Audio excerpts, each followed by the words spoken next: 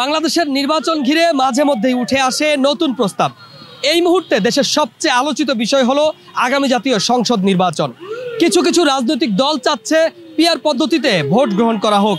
তবে এ বিষয়ে সাধারণ মানুষের মতামত কি, চলুন জেনে নেই।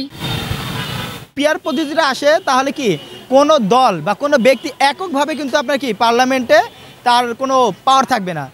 সেখানে দেখা যাবে কি আপনার বিভিন্ন দল বিভিন্ন মত এটা দেখা দেবে। তখন কোনো একক ব্যক্তি কোনো এককভাবে স্বৈরাচারী কোনো আচরণ করতে পারবে না। আর এভাবে যদি হয় তাহলে দেখা যাবে কি আমাদের দেশের যে মেন প্রবলেমটা যে আপনার মনে করেন একনায়কতন্ত্র, এটা কিন্তু আর তৈরি হবে না।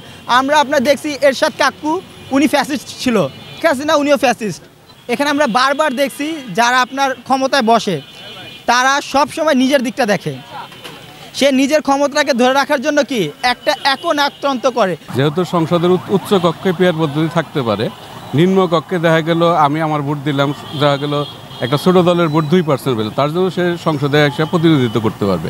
সেক্ষেত্রে দেখা যায় যে সংখ্যাগরিষ্ঠ দল থাকে, সংখ্যালঘিষ্ঠ দল থাকে, এদের মতামতের ভিত্তিতে যে কোনো সংসদে যে কোনো আইন পাস হয়।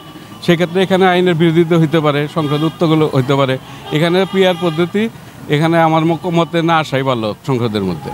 বর্তমান যে প্রচলিত নির্বাচন চলছে ওইটাই ভালো হয়, যেহেতু আমি একজন ব্যক্তিকে দেখে ভোটটা দিতে পারবো। আর আমি কাকে ভোট দিলাম আমি নিজেই জানলাম না, তাকে আমি ভোটটা কি করে দেব? যে এখানে এই জায়গায় ভালো মানুষ আসতে পারে।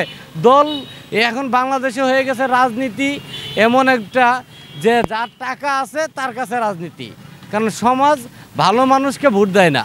এখন আমি যদি তারপর তো ভালো মন্দ মাঝে যদি দেখতে পারি যে না ইমুক ভাই একটু ভালো, যে আমার জন্য উপকার করছিল, তাকেই ভোটটা দেওয়া যায়। পিআর পদ্ধতি নিয়ে সাধারণ মানুষের মধ্যে রয়েছে নানান মতভেদ। শেষ পর্যন্ত বাংলাদেশ কোন দিকে এগোবে তা সিদ্ধান্ত নিতে হবে রাজনৈতিক নেতৃত্বকেই।